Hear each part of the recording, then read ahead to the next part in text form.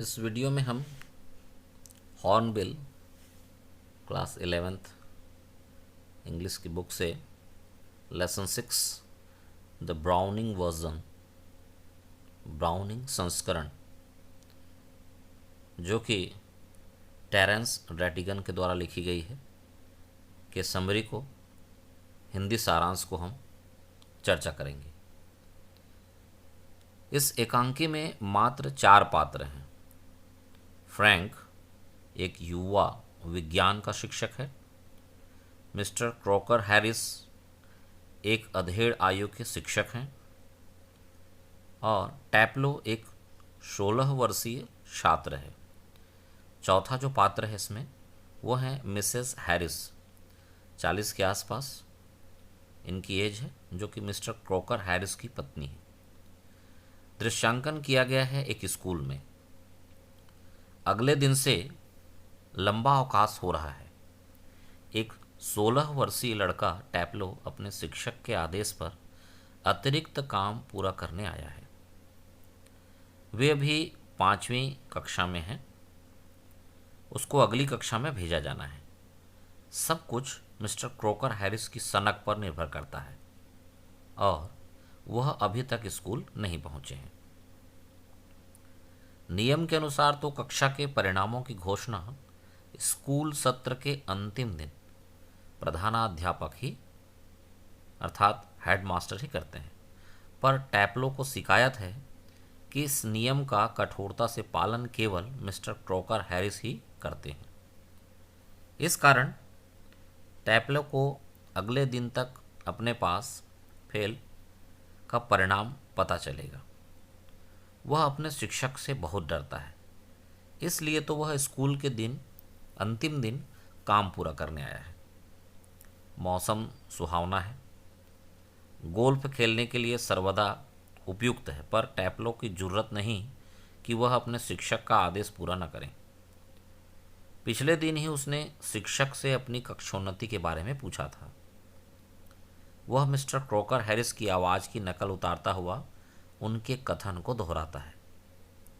Master बोले, मैंने तुम्हें वही ग्रेड दिया है जिसके तुम लायक हो। न तो नीचे किया है न ऊपर किया है। टैप्लो अपने मन का गुबार निकाले बिना नहीं रह पाता। वह कहता है कि मिस्टर क्रॉकर हैरिस में मानवीय सहृदयता कतई नहीं है। सहसा उसे अपनी धृष्टता का एहसास हो जाता है, अपनी गलती का एहसास हो जाता है। वह स्वीकार करता है कि वह जो है आवेग में इसके बह गया था। टैप्लो की अपनी कड़ी पसंद और नापसंद है। वह बेबाक भी है। वह विज्ञान पढ़ना चाहता है। वह इस विषय को ग्रीक नाटक एगमेनॉन से अधिक रोचक कहता है। वह इस यूनानी नाटक को कूड़ा कहता है, क्योंकि उसमें यूनानी भाषा के शब्दों की भरमार है और चूंकि उसे पढ़ाया भी ठीक ढंग से नहीं जाता। वह स्पष्ट स्वीकार करता है कि उसके अंदर कड़वाहट भरी है। फ्रैंक विज्ञान शिक्षक को यह शिकायत है कि मंदबुद्धि बालक विज्ञान पढ़ने का मन बना लेते हैं। वह टैप्लो को प्रोत्साहित करता है कि वह अपनी बात निर्भीक होकर कहे।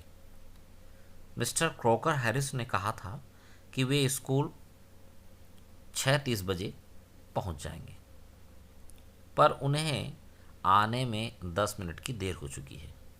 फ्रैंक टैप्लो को कहते हैं कि जाकर गोल्फ खेलो। टैप्लो ऐसी दुस्साहस नहीं कर सकता। वह अपने शिक्षक को नाराज नहीं कर सकता। यद्यपि मिस्टर क्रॉकर हैरिस किसी की पिटाई नहीं करते। फ्रैंक को क्रॉकर हैरिस से ईर्ष्या होती है कि किस प्रकार से वह बालकों पर इतना काबू पा लेते हैं। उसे हैरानी होती है कि छात्र मिस्टर क्रॉकर हैरिस से क्यों इतना भयभीत रहते हैं। टैप्लो के पास क्रॉकर हैरिस के बारे में कुछ प्रशंसनात्मक बातें भी हैं।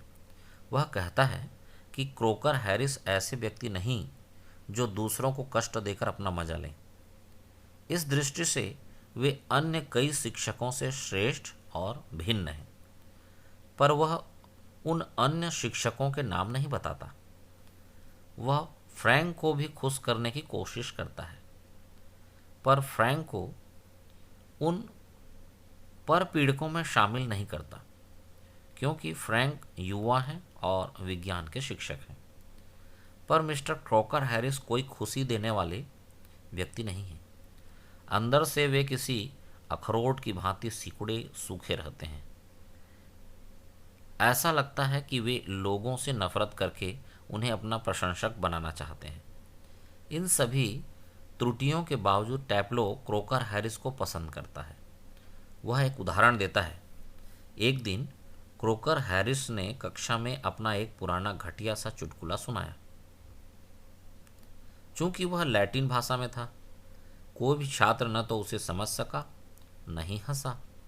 केवल टैप्लो ही सामान्य विनम्रतावश हंस दिए, यद्यपि वह भी समझ नहीं पाए थे। मिस्टर क्रॉकर हैरिस बोले, मुझे खुशी है कि तुम लैटिन भाषा में इतनी प्रवीणता हासिल कर लिए हो कि तुमने चुटकुला समझ लिया। अब तुम उस चुटकुले की व्याख्या करके अन्य छात्रों को भी अपनी खुशी में शामिल करो। बेचारा टैप्लो संकट में पड़ गया, पर इस बीच क्रॉकर की पत्नी मिली के आ जाने से उसकी जान बच गई। मिली, जो कि 40 वर्ष के लगभग आयु की एक महिला है, उनके हाथ में एक टोकरी लिए वह जो है प्रवेश करती है। वह इसे साइड बोर्ड पर रख देती है। टैप्लो की जान सूख रही है कि मिली ने उसकी क्रॉकर हैरिस के बारे में धारणाएं सुन ही ली होंगी, और यदि वह शिकायत कर देगी तो मिस्टर क्रॉकर हैरिस उसे फेल कर देंगे। पर फ्रैंक ऐसा नहीं सोचते। मिली बताती है कि मेरे पति तो खजांची के पास गए हैं, ट्रेजरर, खजांची, और शायद देर से आएंगे। वह टैप्लो को कहती है कि जाओ मौज करो, कम से कम 15 मिनट के लिए। टैप्लो के भय को दूर करने हेतु वह उसे डॉक्टर की दवा की पर्ची थमाती है ताकि वह जाकर दवाइयाँ ले आए।